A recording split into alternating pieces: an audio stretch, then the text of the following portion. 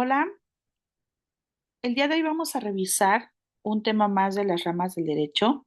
Hoy vamos a ver el tema de elementos del delito y bienes jurídicos tutelados. Bueno, para empezar este tema, quiero iniciar mencionando que, bueno, el estudio de estos elementos del delito y de los bienes jurídicos son los ejes centrales del derecho penal moderno. Aquí, en esta revisión de estos elementos, es lo que nos va a dar herramientas para comprender cuando una conducta puede considerarse jurídicamente reprochable y cuál es el interés social protegido por la norma penal. En este análisis que se realiza del delito, bueno, vamos a poder limitar el poder punitivo del Estado. Esto, desde luego, va a ser a través de criterios que determinen la responsabilidad penal y la protección de valores esenciales para la convivencia social. Bueno, desde la perspectiva del derecho penal contemporáneo, pues hay que considerar que el delito no es únicamente una conducta prohibida, sino que es un comportamiento que lesiona o pone en peligro un bien jurídico protegido por la ley penal.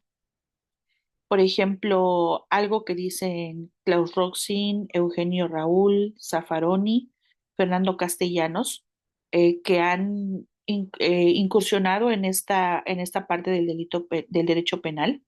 Bueno, nos mencionan precisamente que el delito es como un instrumento sistemático para analizar la estructura de la conducta delictiva y la relevancia que tiene en la parte jurídica.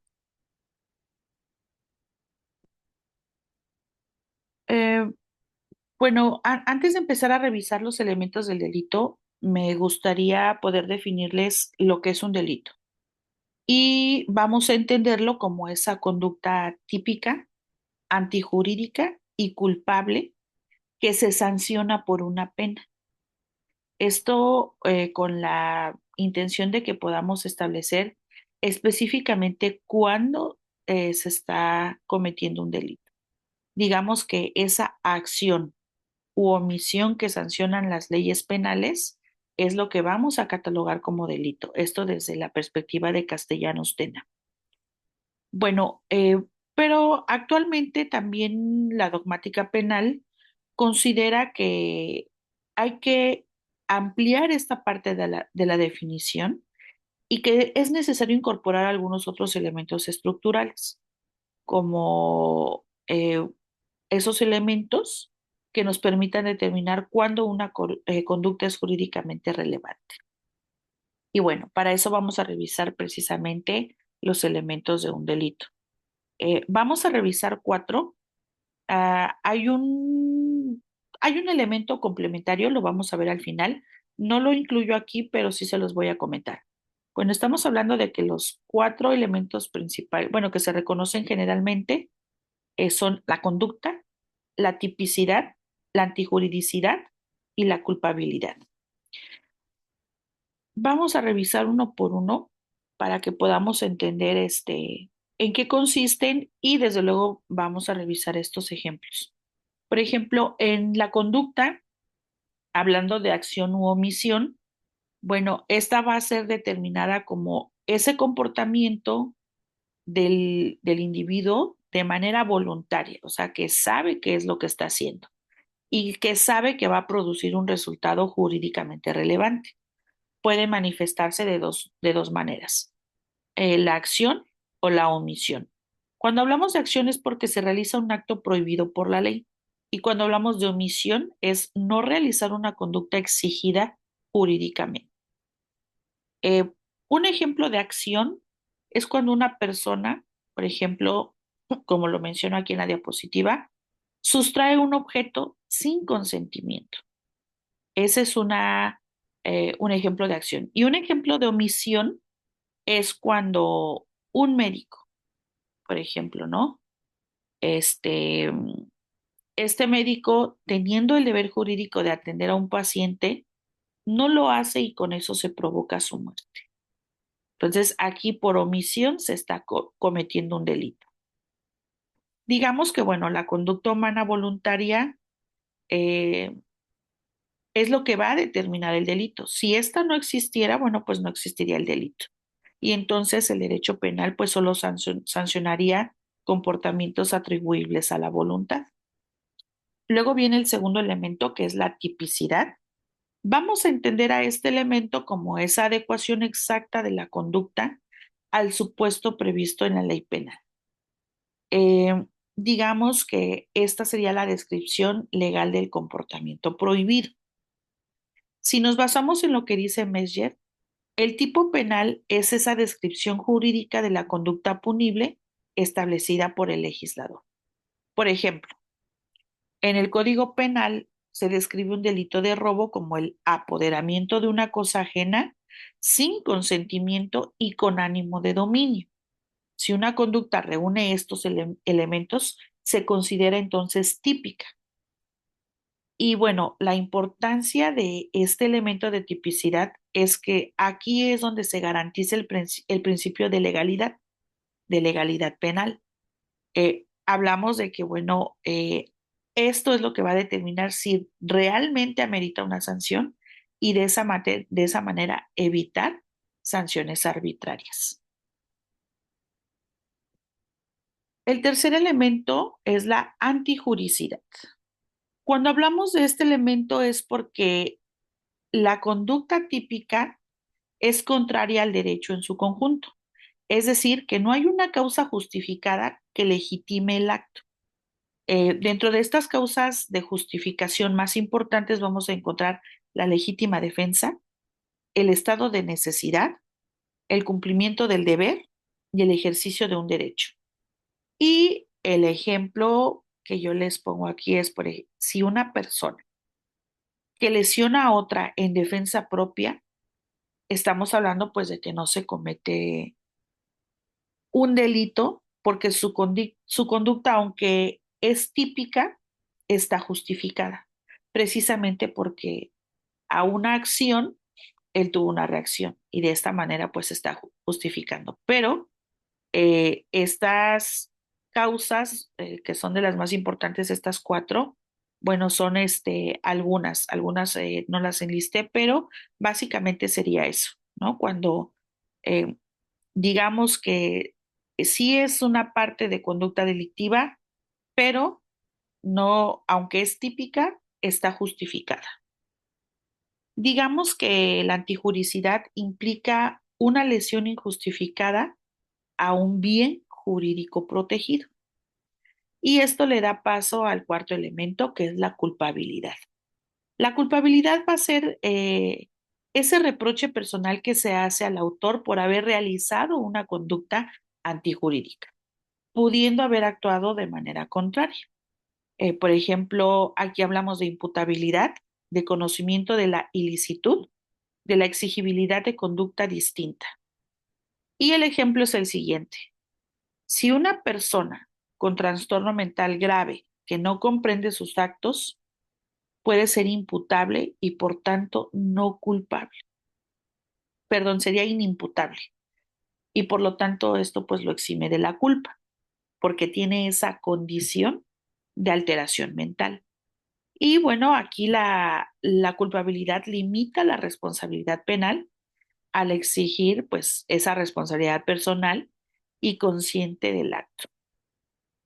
Y luego viene el quinto elemento, que es un elemento complementario que no agregué en las diapositivas, pero que es importante mencionarlo, y es la punibilidad. Algunos autores, bueno, consideran a la punibilidad como esa condición para la imposición de la pena. Implica que existan condiciones legales para sancionar la conducta. El ejemplo para este elemento sería cuando en ciertos delitos se requiere querella para proceder penalmente. Requiere de que un tercero vaya y imponga, bueno, pues se queje, ponga esta querella y en función a eso se pueda calificar como delito y se pueda entonces proceder penalmente. Bueno, ahora vamos a pasar a los bienes jurídicos tutelados. Bueno, vamos a entender a los bienes jurídicos tutelados como ese interés o valor social protegido por una norma penal. Aquí se constituye la razón del ser del derecho penal. ya que, bueno, la sanción solo se justifica cuando se afecta un interés relevante para la sociedad. Y, bueno, en este sentido, el derecho penal tiene que proteger esas condiciones esenciales para la convivencia social.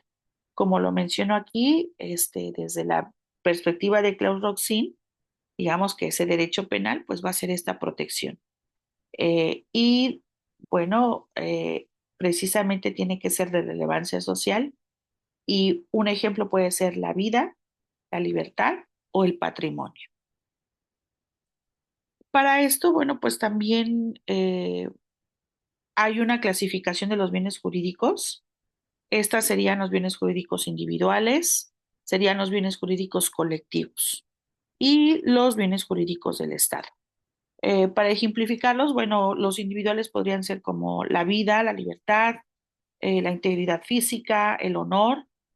Para los bienes colectivos o sociales, hablamos de la seguridad pública, del medio ambiente, de algunos elementos de orden económico que también pueden ser considerados bienes jurídicos colectivos y la administración pública. Y para los bienes jurídicos del Estado, bueno, podemos hablar de la seguridad nacional, de la administración de justicia y de la función pública. Y bueno, para poder r- notar esta parte de la relevancia de los bienes jurídicos, habría que ver también, habría que hablar también de la teoría del delito y la protección de bienes jurídicos, precisamente porque existe una vinculación entre la tipicidad, la antijuricidad y la culpabilidad.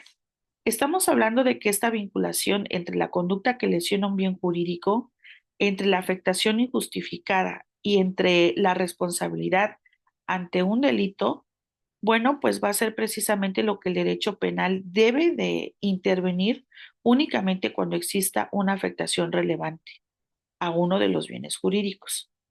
Y aquí es en donde se trata de evitar un uso excesivo del poder punitivo.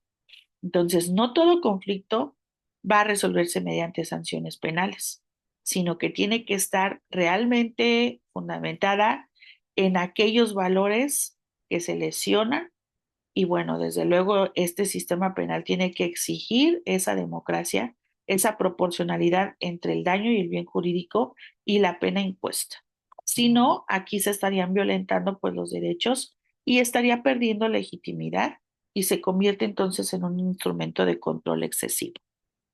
Digamos que la importancia entonces estaría eh, pues de alguna manera tomando estos elementos del delito y los bienes jurídicos tutelados como esa parte que limita al poder punitivo del Estado, como esa garantía de los derechos fundamentales de los individuos, que de alguna manera van a evitar estas sanciones arbitrarias que van a tener intervención penal justificada y que de esta manera pues se va a fortalecer la seguridad jurídica. Bueno, para concluir este tema, vamos a retomar tres puntos muy importantes. En este sentido, bueno, el estudio de estos elementos de los bienes jurídicos tutelados, pues van a constituir esa herramienta fundamental para comprender la estructura del derecho penal y la función que tiene dentro del Estado de Derecho. La conducta, la tipicidad, la antijuricidad y la culpabilidad no tenemos que perderlos de vista porque van a ser los elementos que van a determinar de manera sistemática cuando una conducta puede ser sancionada penalmente y cuando no. Y bueno, de esta manera, digamos que estaríamos de alguna manera considerando en conjunto todos estos conceptos para garantizar esa limitación del poder punitivo que tiene el Estado para que exista un sistema democrático. Bueno, vamos a pasar a nuestra parte de repaso. Esto va a ser a través de las preguntas que hacemos en cada cápsula. La pregunta número uno dice, ¿cuál es el primer elemento que debe analizarse para determinar la existencia de un delito? Bueno, recuerden que lo primero es determinar si existe una conducta voluntaria. Si no existe esa conducta voluntaria, bueno, entonces no existe un delito. Así que el punto de partida sería eso, la conducta. Entonces la respuesta correcta sería la C. La siguiente pregunta dice, ¿la tipicidad garantiza principalmente el principio de? Recordemos que, bueno, aquí es en donde se van a verificar si amerita castigo la conducta de manera previa descrita en la ley penal. Pues digamos que aquí es en donde aplicaría ese principio de igualdad, en donde decíamos el resarcimiento en función al daño del bien y en función, la pena tendría que ir en función a ese daño también. Entonces, la respuesta correcta sería B, legalidad. Esa sería precisamente esa legalidad es la que va a garantizar este principio. Luego viene la pregunta número 3. ¿Qué sucede si una conducta es típica, pero está justificada por legítima defensa? Bueno, recuerden que la legítima defensa es una causa de justificación que en este caso elimina la antijuricidad. Vimos otras tres que son muy recurrentes. En este caso la respuesta sería C, que no existe antijuricidad. La pregunta número 4 dice, ¿el bien jurídico protegido en el delito de robo es? Bueno, el robo afecta el patrimonio directamente. Entonces, este sería el bien jurídico tutelado de tipo penal. Por lo tanto, la respuesta es C, el patrimonio. Pregunta número 5. El principio de última ratio significa que eh, lo puse precisamente entre paréntesis en una de las diapositivas, precisamente porque en el derecho penal interviene únicamente cuando otros mecanismos jurídicos no son suficientes para proteger el bien jurídico. Por lo tanto, debe ser el último recurso del Estado para poder eh, revisar estos principios. Entonces, la respuesta correcta sería B, debe ser el último recurso del Estado. Bueno, como siempre les compartimos la bibliografía que utilizamos para revisar esta temática. Si requieren de bibliografía complementaria, ya saben que pueden ponerse en contacto con nosotros. Esto sería todo para nuestra cápsula y nos estaríamos viendo en la siguiente.